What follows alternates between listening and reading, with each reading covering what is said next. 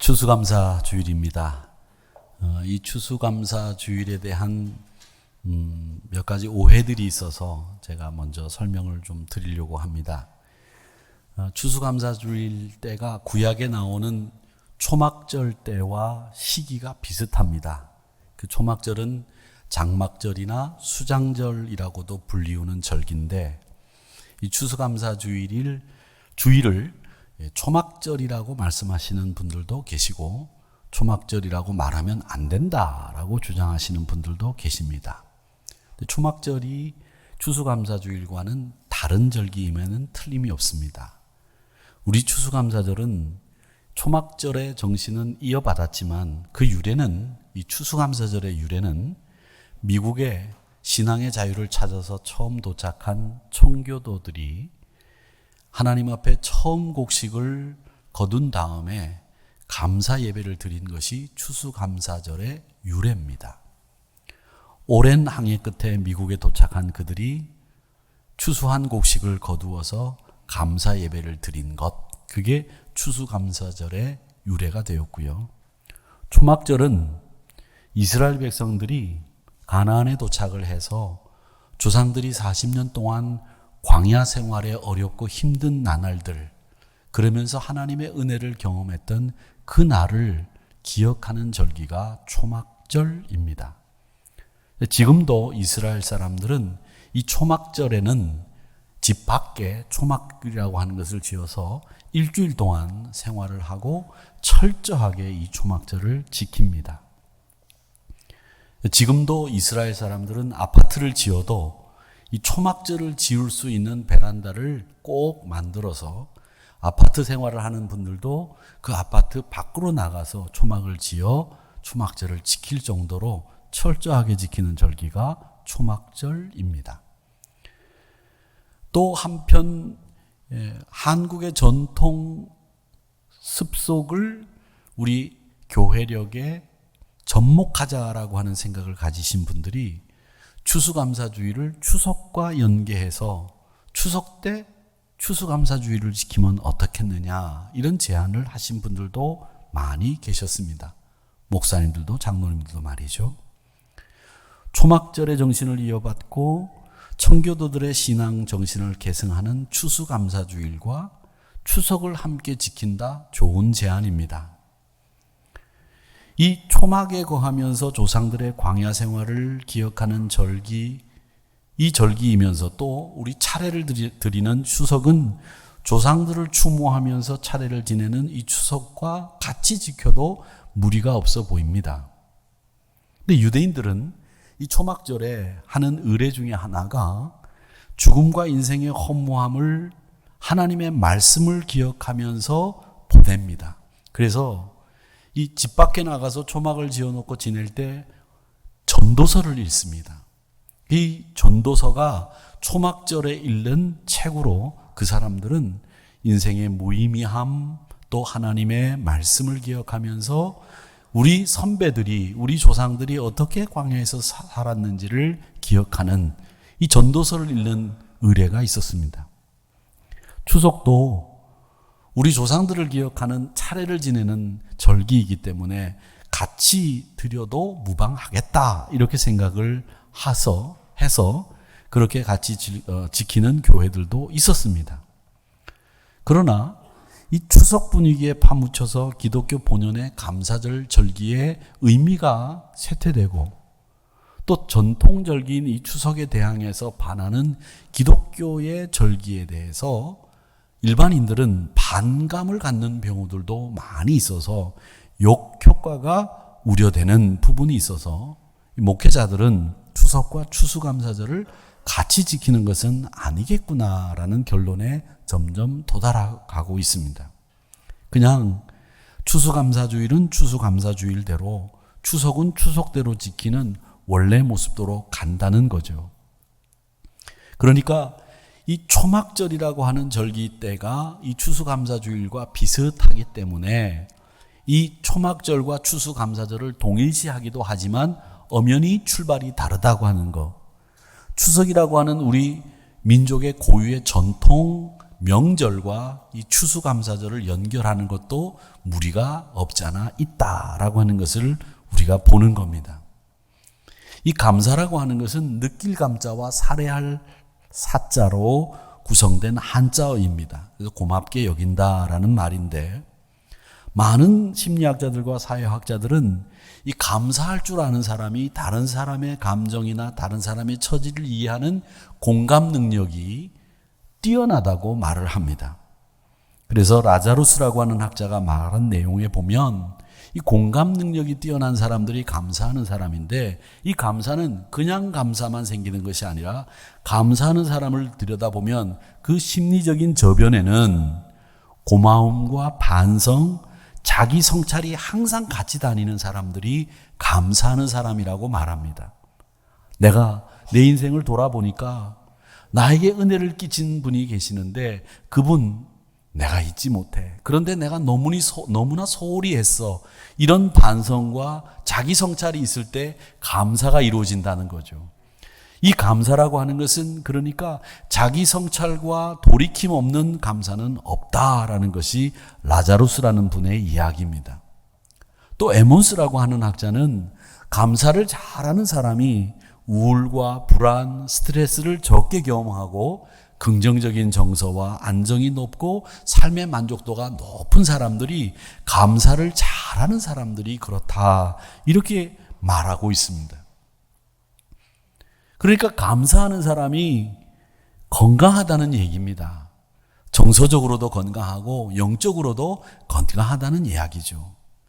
그리고 감사하는 사람들이 소망을 갖고 긍정적이고 공감하는 이런 능력이 뛰어나기 때문에 다른 사람과의 관계도 잘 맺어가는 이런 특징이 있다고 합니다.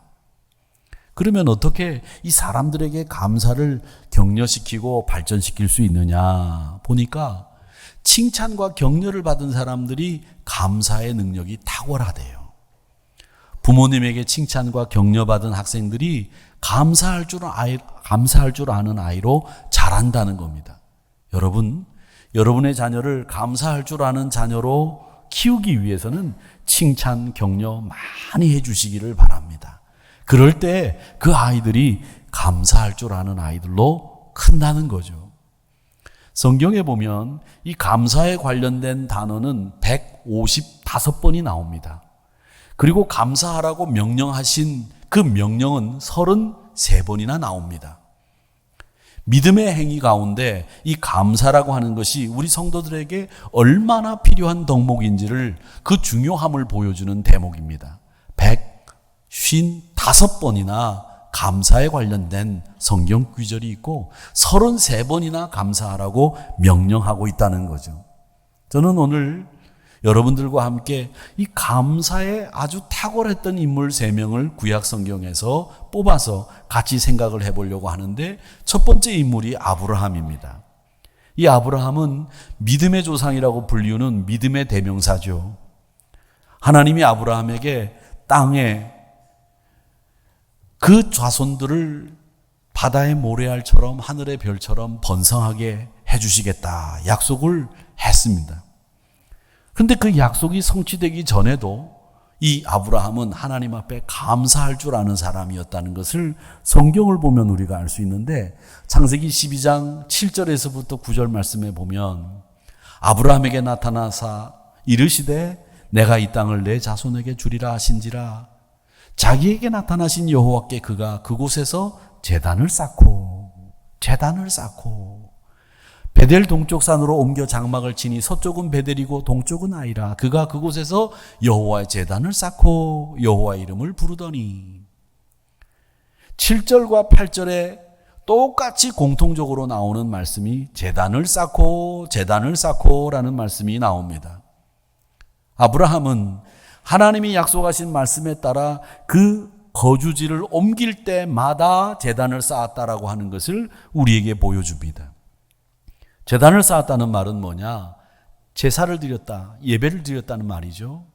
그 말은 예배를 드리는 것은 감사의 마음이 없으면 예배를 드릴 수가 없는 거예요. 이 감사하고 감사한 사람이 아브라함이었다는 거죠. 그래서 이 아브라함의 감사를 특징으로 우리가 뽑아낸다면, 아브라함의 감사는 남방으로 옮겨가면서 거주지를 옮길 때마다 감사했구나. 그래서 이 아브라함의 감사는 일마다 감사하는 사람이었다. 그리고 하나님이 하늘의 별, 바다의 모래알같이 많은 자손을 번성케 하리라고 하신 약속을 주셨는데 아직 이루어지지 않았지만 그것이 이루어질 것을 믿고 미리 감사하는 사람, 이게 아브라함의 감사의 특징입니다. 그래서 아브라함의 감사는 일마다 감사하는 사람, 그리고 미리 감사할 줄 아는 사람이 아브라함이었다. 두 번째 사람은 야곱입니다. 이 야곱은 그 인생의 결정적인 순간마다 그가 영적인 체험을 하고 그 영적인 체험과 더불어 그의 고백을 들어보면, 야, 이 사람 감사할 줄 아는 사람이네, 이걸 우리가 깨닫게 돼요. 야곱이 얼마나 욕심 많은 사람입니까? 형의 장자권을 가로챘습니다. 그리고는 형이 죽인다고 하니까 어머니의 도움을 받아서 외삼촌 라반의 집으로 도망갑니다. 도망가는 길에 해가 떨어져서 그곳에서 노숙을 하게 됐는데 꿈에 하나님께서 하늘과 땅에 이어진 사다리를 보여주시고 그곳에 하나님의 사자가 오르락내리락 하는 것을 보여주셨습니다. 그리고는 하나님이 그에게 약속해 주셨어요. 네가 이 땅으로 반드시 돌아온다. 그 약속을 받고 난 뒤에 그가 눈을 떠보니까 하나님이 자기에게 축복하신 것을 깨달았어요. 그래서 여기까지 하나님이 나를 도우셨구나. 그 이름이 루스라고 하는 곳이었는데 그 루스라고 하는 곳을 이름을 바꿔서 베델로 이름을 지었습니다. 그런 그의 첫 번째 영적인 경험 이후에 외삼촌 라반의 집에 가서 20년 동안 죽도록 고생하면서 거부가 됩니다. 이제 다시 고향으로 돌아갈 때가 됐다고 생각을 했는데, 고향으로 돌아가는데 가장 큰 문제가 뭐냐? 자기를 죽이려고 했던 형 에서를 어떻게 만날 것이고 어떻게 화해할 것이냐, 이 문제가 가장 큰 문제입니다. 그래서 형에게 돌아가는 그 고향길로 가족들이 몰살당할 수 있는 이런 상황에서 형 에서를 만나기 전에 가족들을 먼저 강을 건너게 합니다. 야복강이죠. 덜 사랑하는 가족이 있고 더 사랑하는 가족이 있었던 모양인데, 덜 사랑하는 가족을 앞에 세우고 더 사랑하는 가족은 뒤에 세우고 자기는 강을 건너지 않고 거기서 밤새 기도했습니다. 밤새 기도하는데 어떤 사람이 와서 씨름을 하자고 해서 씨름을 하는데 날이 밝도록 이기지도 지지도 못했습니다. 그 사람이 날이 밝아가니까 환도뼈를 쳐서 절게 됐습니다. 그 절면서 아침 해가 떠오르는 것을 바라봤죠. 그게 야복강가의 경험입니다. 그 야복강의 경험을 하고 난 뒤에 그 인생의 중요한 순간마다 그 경험을 한 야곱이 하나님이 여기까지 도우셨구나라고 하는 감사의 기도를 올렸던 것처럼 이번에도 이 야복가의 경험 이후에도 야곱은 아주 특이한 고백을 하게 되는데, 그 고백이 에서를 만나고 난 뒤입니다. 에서를 만났습니다. 정말 20년 만에 만났으니까 형제가 서로 울고 불고 상봉의 기쁨을 누렸습니다. 그리고 난 뒤에 에서와 야곱이 나누는 대화가 창세기 33장 5절에 기록이 되어 있습니다. 에서가 그렇게 울고불고 난리치고 상봉을 한 다음에 눈을 들어서 보니까 주변에 여인들과 자식들이 쭉 둘러서 있는 거예요. 에서가 짐작은 했겠죠. 야곱의 가족들이구나. 그렇지만 정식으로 소개를 받아야 되기 때문에 에서가 야곱에게 묻습니다. 너와 함께한 이들이 누구냐? 그러니까 야곱이 대답을 하는 거죠. 뭐라고 대답을 하느냐? 형님, 하나님이 주의 종에게 은혜로 주신 자식들입니다. 이렇게 고백을 합니다.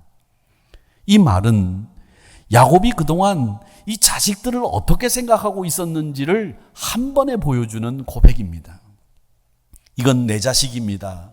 내 아들입니다. 제 딸입니다. 이런 고백을 한 게 아니라 하나님이 주의 종에게 은혜로 주신 자식이라고 하는 분명한 자식에 대한 믿음을, 그의 감사를 고백하고 있다는 겁니다. 삶의 중요한 전환점, 결정적인 순간, 야곱은 감사할 줄 아는 사람으로 그의 삶을 꾸며갔습니다.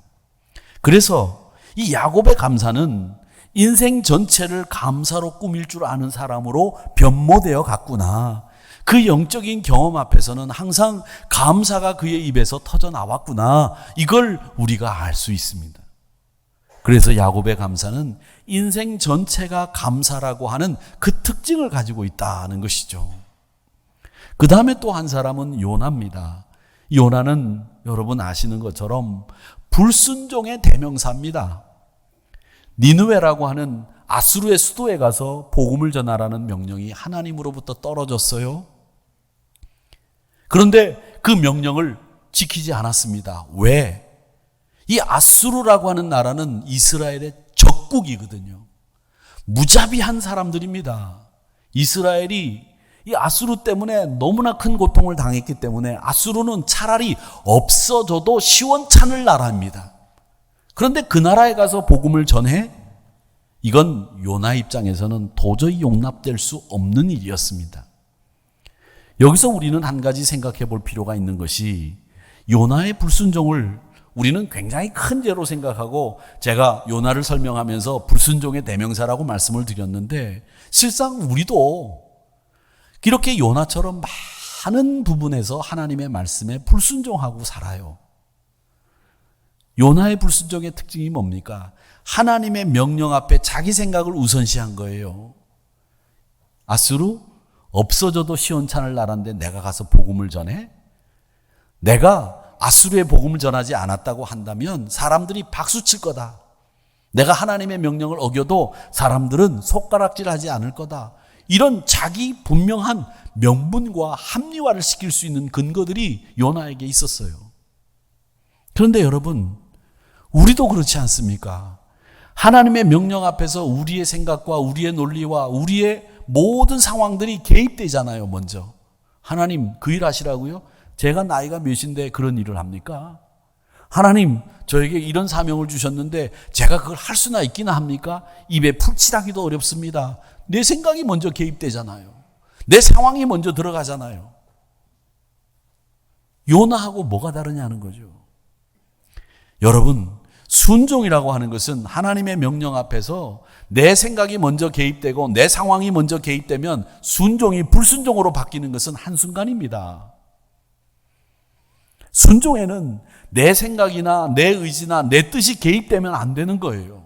순종에는 언제나 하나님의 의지와 하나님의 뜻만 있을 뿐인데 요나는 자기 생각, 자기 민족의 뜻 이런 것들을 개입시키면서 불순종하는 것을 당연하게 자기 합리화 시켰다는 거죠. 이게 불순종으로 치닫게 된 겁니다. 그리고는 다시스로 가는 배를 타게 됐는데 하나님이 요나를 가만두었습니까? 가만두지 않았어요. 물고기를 통해서 뱃속에 들어가게 했습니다. 근데 이 뱃속에 들어간 요나가 뭘 했느냐? 하나님 앞에 기도했습니다. 요나서 2장을 보면 그 2장이 하나님 앞에 쭉 기도한 내용인데 그 기도한 내용 가운데 9절이 요나의 가장 간절한 마음이 거기에 담겨져 있습니다.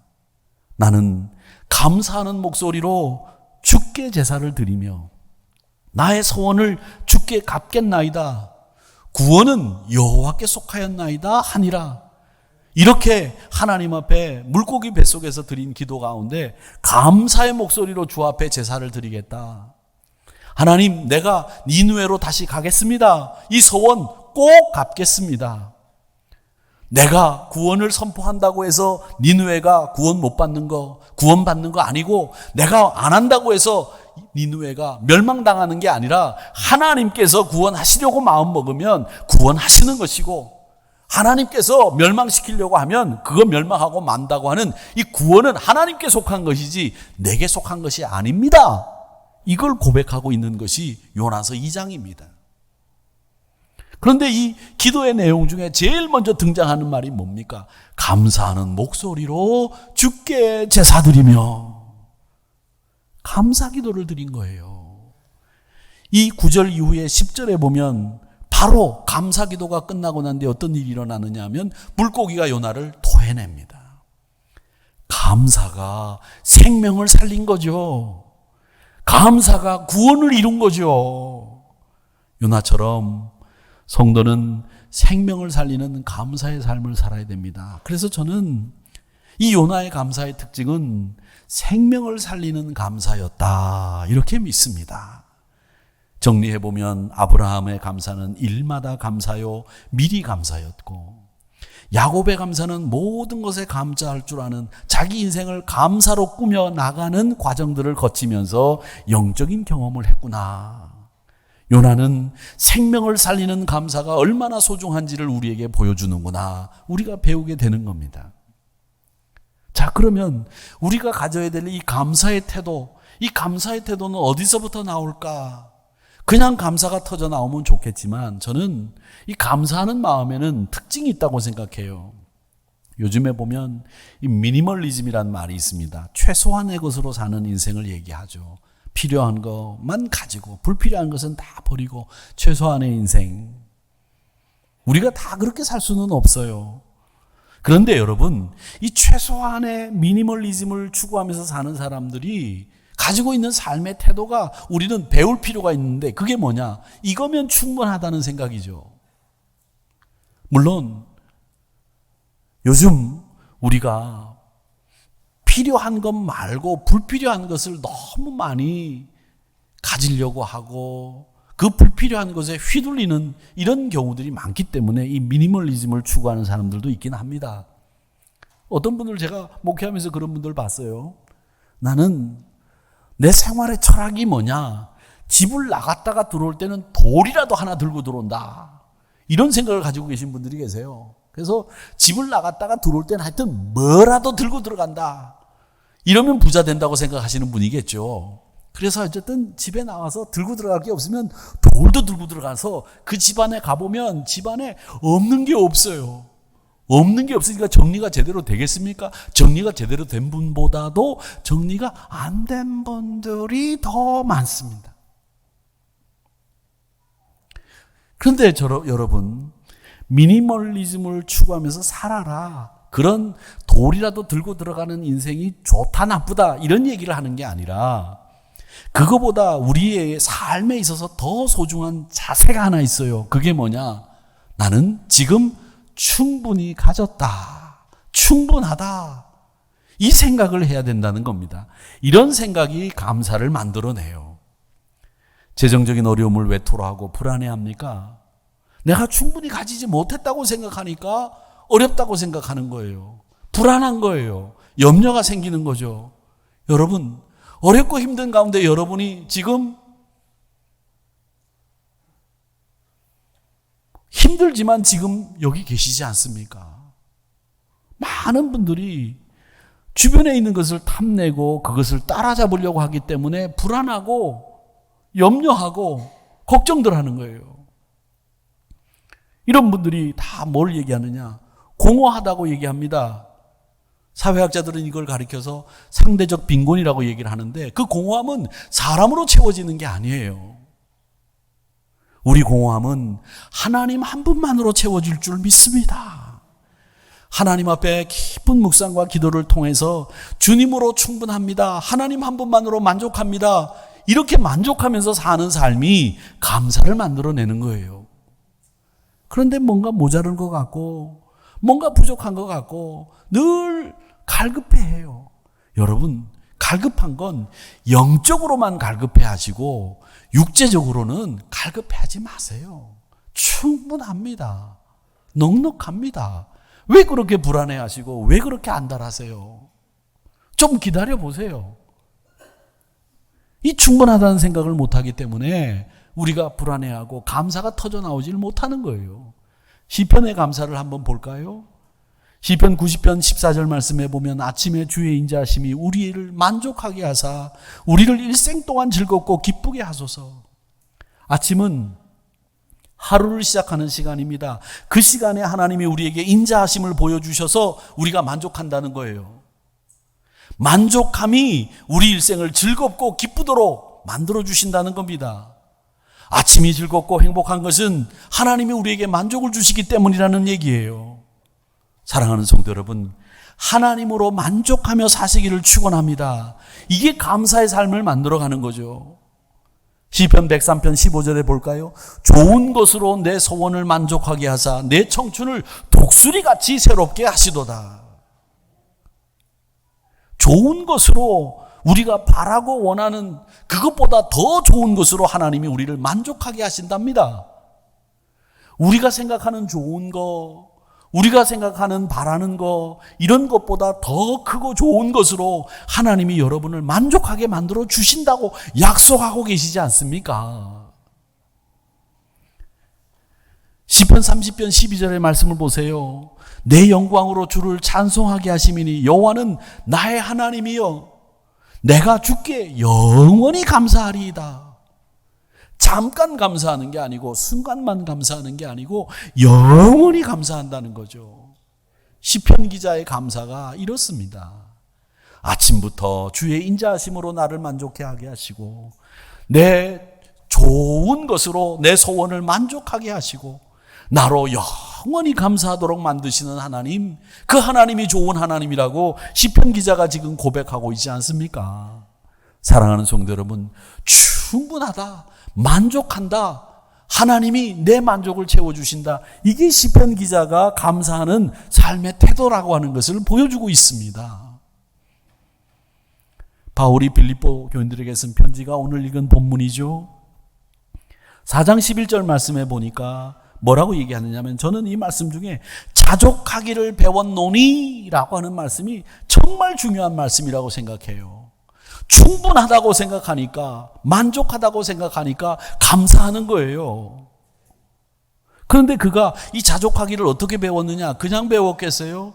분명히 그가 이 자족하는 마음이 뭔지, 어떻게 배웠는지 이 빌립보서를 보면 나온다고 저는 믿습니다. 그런데 12절 말씀에 보니까 자족이 뭐냐 설명해뒀어요. 뭐라고 설명했습니까? 비천에 처할 줄도 알고 풍부에 처할 줄도 알고 배부름과 배고픔과 풍부와 궁핍에도 내가 처할 줄 아는 일체 비결을 배웠다. 없어도 내가 잘 살고 있어도 잘 살고 없으면 안 먹고 있으면 먹고, 이런 비결들을 내가 배워서 내가 넉넉하게 만족하면서 산다는 거예요. 없으면 앙탈 부리고 있으면 흥청거리고 이런 삶을 살지 않았다는 거죠. 있으면 나눠주고 없으면 허리띠 졸라매고 이러면서 살 수 있는 비결을 배웠는데, 이 비결이 어디서부터 시작됐느냐? 그는 어디서부터 그의 비결을 배웠는지를 이 빌립보서만 봐도 배울 수가 있어요. 2장 3절을 볼까요? 거기에 보면 이런 말이 있습니다. 아무 일이든지 다툼이나 허영으로 하지 말고 오직 겸손한 마음으로 각각 자기보다 남을 낮게 여기고. 감사할 줄 아는 사람은요, 쓸데없이 남과 비교하지 않습니다. 그리고 4장 6절 말씀에 보면 아무것도 염려하지 말고 다만 모든 일에 기도와 간구로 너희 구할 것을 감사함으로 아뢰라. 과거에 내가 염려하고 내가 걱정하는 일들을 다 버렸다는 거예요. 빌립보서 3장 13절에 보면 내가 잡은 줄로 여기지 않고 오직 한 일 뒤에 있는 것은 잊어버리고 앞에 있는 것을 잡으려고. 이 말은 뭐냐? 내가 뒤에 있는 일들, 과거에 있었던 일들, 이런 거 다 떨쳐버리고 앞을 향해서 가고 있으니 내가 자족하는 비결을 배웠다는 거예요. 그래서 이 말씀들을 보면 남과 쓸데없는 비교하면서 감사를 쇠퇴시키거나 감사를 잊어버리는 사람 되지 않았고, 염려함으로 감사를 쇠퇴시키지 않았고, 과거의 내 일을 생각하면서 감사를 쇠퇴시키지 않았다는 거죠. 보세요. 내가 옛날에는 그래도 잘 나갔는데, 응? 내가 얼마나 잘 나가는 사람인 줄 알아? 니네들 알아? 내가 그놈만 안 만났으면 내가 그놈이 내 돈 다 띄어먹는 바람에 내가 이렇게 됐어.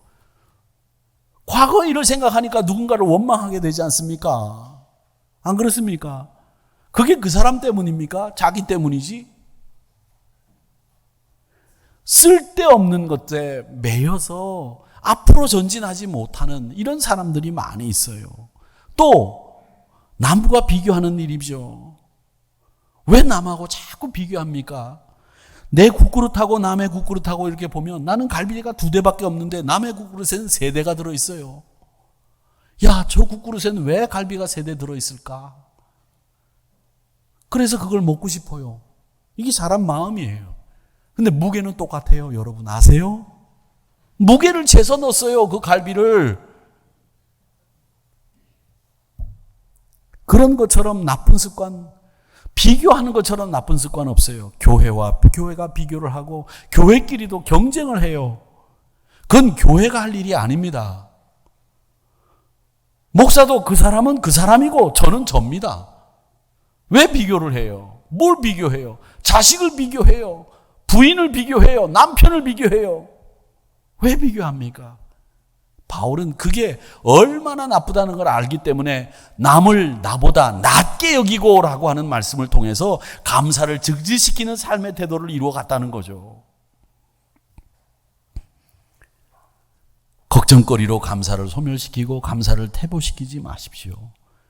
과거에 집착하면서 지금 나는 왜 이래? 이런 생각이 감사보다 원망을 만드는 것을 잊지 마십시오. 바울 사도가 남을 낮게 여기고 염려를 버리고 또 우리 삶 속에서 정말 과거에 있는 일은 뒤를 돌아보지 않고 앞을 향해서 잡으려고 쫓아가는 이런 삶의 모습이 오늘 이 본문의 말씀에 나오는 자족하기를 배울 수 있게 한 거예요. 이 자족하는 비결은 결국 남을 낮게 여기고 염려를 버리고 앞에 있는 것을 잡으려고 표대를 향해서 가는 그 삶이 자족하는 삶을 만들어냈다는 거죠. 프레드릭슨이라는 분이 계시는데 이분은 이 감사하는 공동체가 어떻게 성숙해지는지를 연구한 분입니다. 그가 쓴 책이 What Good Are Positive Emotions라고 하는 책인데 그 책에서 감사하는 공동체는요, 항상 상호작용이 늘어나고 공감 능력이 성숙해지고 타인에 대한 배려와 사회적인 우호 활동이 늘어난다고 말하고 있습니다. 감사하는 공동체를 보면 이 유대 관계도 돈독하고 친밀하고 그 공동체가 소통도 잘 된대요. 이 감사하는 공동체의 특징이 돼요. 여러분, 이 공동체가 어떤 공동체 같아 보입니까? 교회입니다. 교회. 성도들 간에 긴밀하게 소통이 잘 되는 공동체. 감사를 통해서 하나님과 친밀하게 소통하는 공동체. 다시 사신 그리스도에 대한 감사. 이게 초대교회에 있지 않았습니까? 그리고 다시 사신 그리스도에 대한 놀라움. 그리고 우리도 부활에 동참한다고 하는 감사. 이 놀라움과 감사가 초대교회를 시작하게 만든 거예요. 이 오순절 성령 체험 이후에도 사도들이 수많은 어려움을 극복할 수 있는 힘을 갖게 된 것은 바로 초대교회가 감사 공동체였기 때문에 가능했다는 거죠. 저는 한우리 공동체가 감사 공동체가 되기를 주의 이름으로 축원합니다. 얼마나 감사한지 몰라요. 우리가 주일날 예배를 드리면서 장로님 몇 분만 앉아서 예배를 드리다가 여러분들이 앉아서 이렇게 예배를 드리고 설교를 하니까 제가 얼마나 감격스러운지 말이죠. 여러분들이 저를 안 쳐다봐도 그저 감사하고 졸고 계셔도 감사하고 딴청을 부려도 감사합니다. 여기 나오신 것만 해도 감사해요. 얼마나 감사한지 몰라요.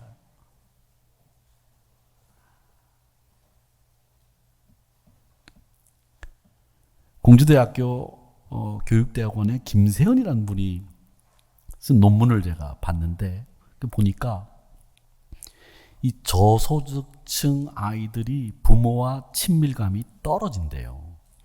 그리고 상대적인 박탈감 같은 게 심하답니다. 그래서 이 김세현이라는 분이 연구 논문을 쓰면서 이 저소득층 아이들의 부모와 친밀도를 높일 수 있는 박탈감을 상쇄시킬 수 있는 프로그램이 뭘까 생각을 하다가 실험을 하면서 감사훈련을 시켰대요. 근데 그 감사훈련을 시키는데 아이들의 첫 번째 반응이 뭐냐면 선생님 이런 것도 감사해야 돼요? 이렇게 반문하는 아이들이 많더라는 겁니다. 그러니까 감사하는 부모를 본 적이 없는 거예요. 그리고 감사를 해본 적이 없는 거예요. 그러니까 이 아이들은 그것도 감사해야 돼요? 이렇게 얘기를 한다는 거죠. 그래서 자존감도 낮고 질 낮은 인생을 살아가는 그들이 될 수밖에 없는데, 이 감사훈련을 계속 시키다 보니까 자기 곁에 있는 사람들이 너무 소중한 사람이라는 걸 깨닫게 되고, 부모님은 자기에게 절대 필요한 정말 소중한 분이라는 걸 알게 되면서부터 부모님과 친밀해지고 박탈감도 줄어들고, 그러면서 아이들이 질 높은 삶을 살게 되더라. 그런 삶을 살더라. 이게 이분의 실험이었어요. 그러면서 이 아이들이 긍정적인 마인드를 갖게 되면서부터 아이들의 삶이 바뀌고 바라보는 시각이 달라지더라는 거죠. 추운 날씨면 추운 날씨대로 감사하고, 따뜻한 날씨면 따뜻한 날씨대로 감사하고, 그저 감사할 줄 아는 사람으로 바뀌니까 삶의 질이 높아지더라는 거예요. 여러분, 삶의 질이 떨어진다는 건 돈이 많아서 삶의 질이 높아지는 게 아니에요. 삶의 질이 높아지는 건 그 마음 씀씀이의 삶의 질이 달라져요. 마음 씀씀이가. 추운 날이 돼도, 이렇게 추우니까 내가 더 운동을 해가지고 따뜻하게 보내야지. 추운 날 잘 됐다. 내가 작년에 산 코트 한 번도 안 입었는데 이번에 입어봐야지. 감사하다. 그거 싼 값에 잘 샀네. 세일할 때. 얼마나 좋아요. 잘하는 거죠. 날씨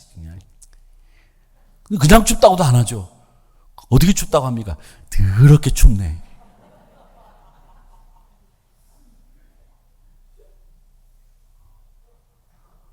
뭐가 그렇게 더러운지, 날씨도 더럽다고 춥다고, 더럽게 춥다고 얘기를 하고, 더워도 짜증난다고 얘기하고, 교회는 뭐 이거 내가 에어컨 좀 빵빵 틀면 안 되나.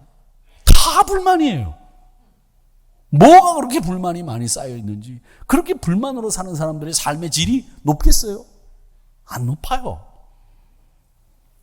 여러분, 우리 옆에 있는 분들이 얼마나 소중한 분인지, 이렇게 따뜻한 예배당에서 예배를 드리는 것이 얼마나 감사한 일인지, 이 감사로 우리의 마음을 무장해야 우리 삶의 질이 높아지고 여러분 영적으로 건강해지는 거예요. 그래서 교회 공동체는 감사를 경험하고 배울 수 있는 곳이어야 됩니다. 제가 이 추수감사 장식을 이렇게 한 걸 보고 너무 감사하고 고마운 거예요. 어쩌면 이렇게, 제가 과일을 많이 사지 마시라고 그랬거든요.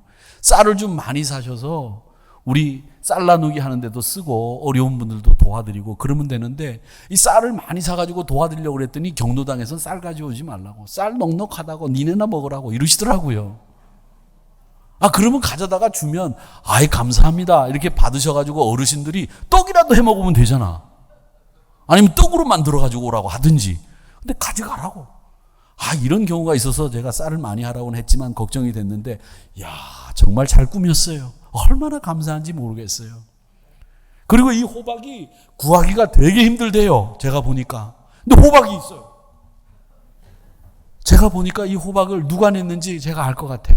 우리 장로님 한 분이, 농사 짓는 분이 이 호박을 냈는데, 호박을 구할래야 구할 수가 없어요. 근데 우리 하늘교회 오면 호박이 있어. 할렐루야. 얼마나 고마워요. 여러분들은 이거 보면서 감동이 안 느껴지시죠? 장에 가보세요. 이게 보통 감동 어린 장식이 아니에요. 감사를 경험할 수 있는 곳, 교회 아닙니까? 교회에서는 감사를 배우셔야 됩니다. 영적인 자존감이 높아진 성도들은 풍성한 감사를 통해서 영적인 자존감이 높아집니다. 그리고 그런 성도들이 기쁨과 즐거움으로 삽니다. 세상의 문제로 힘들고 찡그릴 일밖에 없지만, 오늘 교회에 오셔서 뭐 하나라도 보더라도 참 감사하다, 이렇게 감사를 여러분 가슴속 깊이 체험하시고 활짝 얼굴을 피시고 돌아갈 수 있는 감사 공동체 하누리 교회가 되기를 주의 이름으로 축원합니다.